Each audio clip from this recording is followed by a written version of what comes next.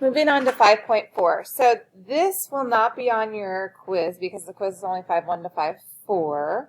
I think I just said moving on to 5.4. This is moving on to 5.5. This will be on your test though. Using inequalities in triangles. So if one side of a triangle is larger than the other side, so for instance, AB is larger than BC, then the angle opposite the longer side is larger than the angle opposite the shorter side. So what they're saying is, since this side is 8 and this side is 5, this angle C would have to be larger than angle A, because angle A is across from that 5. So if you think about this, if we go like this, the larger the side length is, so think of the top between my fingers up here as the side length. If I'm getting bigger, it's opening that angle up. So the larger I make that side length, the bigger my angle is. If I'm going to minimize that side length, make it smaller, smaller, smaller, that angle inside down here is getting smaller, smaller, smaller also. And that's essentially what this is saying. This is essentially the opposite of what that's saying. So if I know that this angle is 50 and this angle is 30, that means the side opposite that larger angle, so BC, is going to be greater than side AB, because AB is across from the 30 degrees. And then the triangle inequality theorem. The sum of the lengths of any two sides always has to be greater than the third side. So let's say I knew that this was 10 and this is 3. So I know that this side would have to be larger than these two. Okay, let's say that AB was the largest side, right? Then these two have to be larger than this side when I add them. Or let's say that this side was my largest side. That's saying that this has to be larger than these two when I add them. And it has to be somewhere in between that. Okay? All right. List the sides and the angles in order from largest to smallest. Or sorry, from smallest to largest. So do the correct order. Make sure you are reading that question on standardized tests, guys.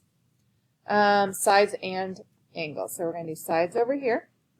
We want small to large. So small is DF, then FE, and then DE. Angles, small to large. Smallest would be across from my small side, so angle E. Medium would be across from my medium side, so D. And then large would be the last one left, which is F.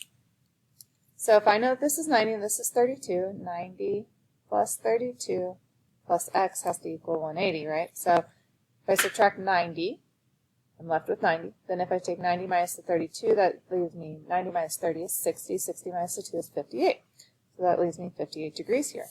So sides, shortest side would be across from the shortest or smallest angle, so that would be KJ. The medium would be this guy, which is JL. And then the longest is the hypotenuse, which is KL. Angles would be angle L, angle K, angle J, smallest to largest.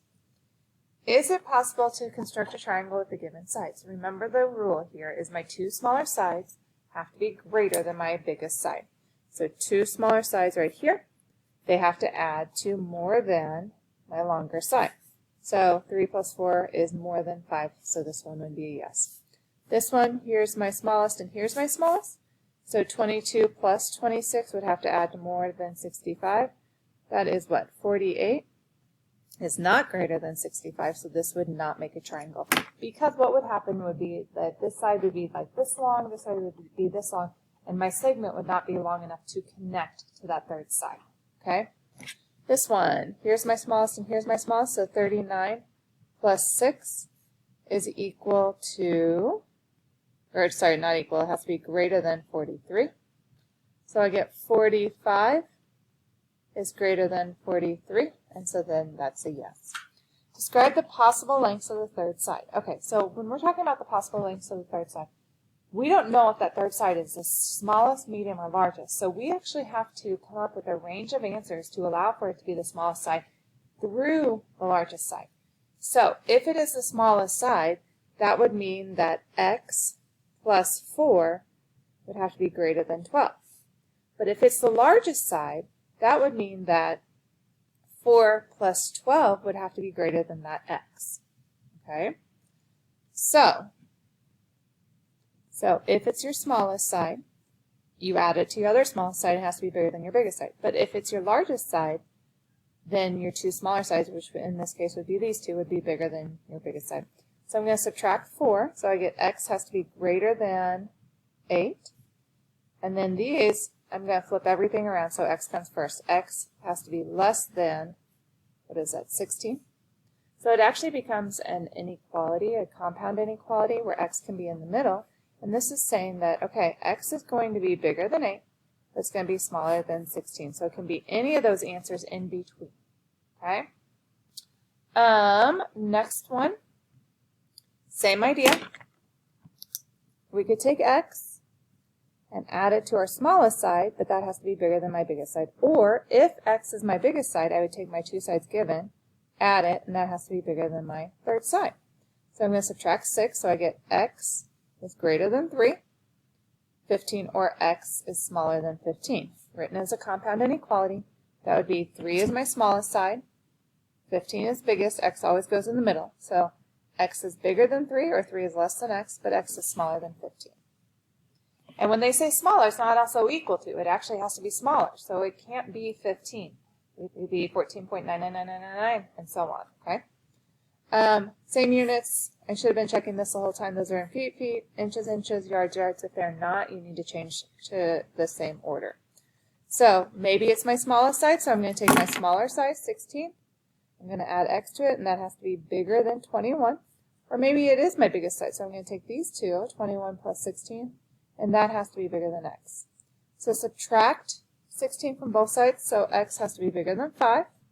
Add these two together, and x has to be smaller than 37. So compound inequality, 5 is smallest, x goes in the middle, 37 is biggest. X has to be bigger than 5, but less than 37.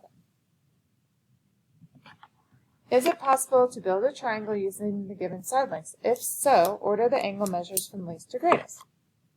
Okay, so we have R, S, and T. I'm reading that in here. R to S is square root of 46. S to T is 3 square roots of 5. And R to T is 5. I just kind of want to get an idea of these decimals to figure out which one's my smallest and which one is my biggest. So I'm going to plug them into my calculator. So I'm going to do square root of 46, and that gives me about 6.8-ish. 3 square roots of 5 gives me about 6.7-ish. So my biggest side would actually be this guy. So what I'm going to need to do is I'm going to need to do 5 plus 3 square roots of 5 and make sure that that is bigger than the square root of 46. So this is my largest, this is my smallest, and this is my medium side. Okay? So I'm going to do 5 plus 3 square roots of 5, and that is 11.7 if I round it, and then the square root of 46 again is 6.8, and is 11.7 bigger than 6.8? It is, yes, so it does work. Order the angle measures from least to greatest. Okay, so now I'm going to order my angle measures from least to greatest. The way I do that is this was a small side, so it has to be across from the smallest angle, so that is S. This is my medium side, it's across from my medium angle, R. This is my large side, it is across from my largest angle, T. All right, draw this guy. A, B, C. AB is square root of 26, BC is 4 square roots of 5, and AC is 2 square roots of 2. Again, I'm going to do the same thing, so square root of 26 is about 5.1. 4 square roots of 5, 4 square roots of 5 is about 8.9, and then 2 square roots of 2 is about 2.8. So smallest, so I do 2 square roots of 2 plus square root of 26 has to be bigger than 4 square roots of 5. It is about 8.9. So 2 square roots of 2 plus square root of 26 is 5.3-ish. That doesn't make sense. Oh, let me try this again. 2 square roots of 2 parentheses plus square root of 26 is 7.9. That's better. Ish. 7.9 is not bigger, so no. This does not make a triangle. Okay? I want you to actually flip backwards one page to this. Describe the possible values of x. Okay, well, first, x could be my small side. So if it's my small side, I would take my smaller side, 5, and then I'd add this 2x minus 2, and that has to be greater than my larger side, which is 7. Or x is my larger side. And if it's my larger side, I'd do 5 plus 7, and that has to be bigger than that third side. And then you're just going to solve this. So I'm going to subtract 2 from 5, so I get 3 plus 2x is greater than 7. I'm going to subtract 3, so I get 2x is greater than 4, divided by 2, and I get x is greater than 2. So if it's my small side, x would have to be 2. Here I'm going to do, what is that? 12 is bigger than 2x minus 2. I'm going to add 2, so 14 is greater than 2x, and I'm going to divide by 2. So 7 is greater than x. Write it as a compound inequality. X, 2 is smallest, 7 bigger. X has to be bigger than 2, but it's less than 7. One more. Same thing here. This could be my small side or it could be my large side. So I'm going to make it my small by adding 8 to it. Has to be bigger than 18. Or if it's my large, then I just do 18 plus 8 has to be greater than 4x plus 2. So 8 and 2 make 10, and I'm going to move it to the other side. So minus 10 is 8. So we get 4x is greater than 8, so x is greater than 2. 18 and 8 makes 26. I'm going to subtract 2 from 26, so I get 24 is greater than 4x. So 6 is greater than x. So x has to be in between 2 and 6, but it has to be bigger than 2 and less than 6 to make that triangle work. There will be a Schoology assignment in Schoology over this section, and you will have a quiz on 5.1 to 5.4 on Wednesday. Thanks, guys.